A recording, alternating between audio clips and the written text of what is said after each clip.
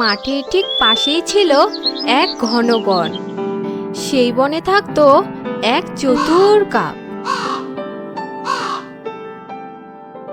একদিন কাকটি খাবারের খোঁজে বনের বাইরে বের হলো। অনেকক্ষণ উড়াউড়ি করার পর প্রচণ্ড গরমে তার ভীষণ তৃষা পেল। সে পানির জন্য ব্যাকুল হয়ে চারদিক তাকাতে লাগলো। হঠাৎ তার চোখে পড়ল একটি পানির কল। কাকটি মনে আশা নিয়ে ভাবল, কলের কাছে গেলেই হয়তো পানি পাওয়া যাবে। সে নেমে এসে অনেক চেষ্টা করলো, কিন্তু সে পানি খেতে পারল না। সে নিরাশ হয়ে আবার উঠতে শুরু করলো। উঠতে উঠতে এবার তার চোখে পড়ল একটি মাটির কলসি।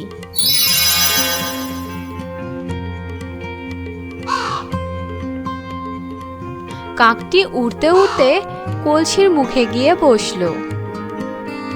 সে ভিতরে তাকিয়ে দেখল নিচে সামান্য কিছু পানি চকচক করছে। পানি দেখে কাকটির আনন্দ আর ধরে না। সে তৃষা মেটানোর জন্য কলসির ভেতর ঠোঁট ঢুকিয়ে দিল, কিন্তু কপাল খারাপ, পানি কলসির একেবারে তলার নিচে থাকায় তার ছোট ঠোঁট কোনোভাবেই পানির নাগাল পাচ্ছিল না। সে অনেক চেষ্টা করেও পানি খেতে পারল না।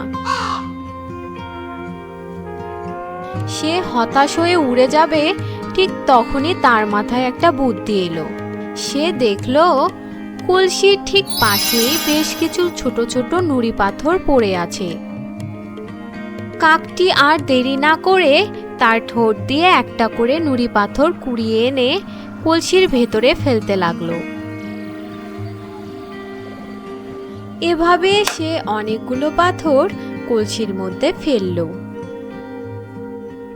পাথর কলসিতে ফেলার সাথে সাথে কলসির তলার পানি আস্তে আস্তে একদম কলসির মুখে চলে এলো।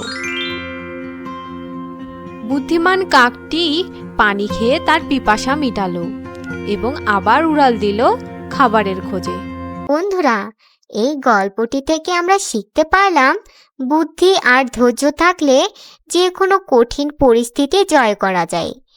ইচ্ছা যেখানে প্রবল, পথ সেখানে উন্মুক্ত।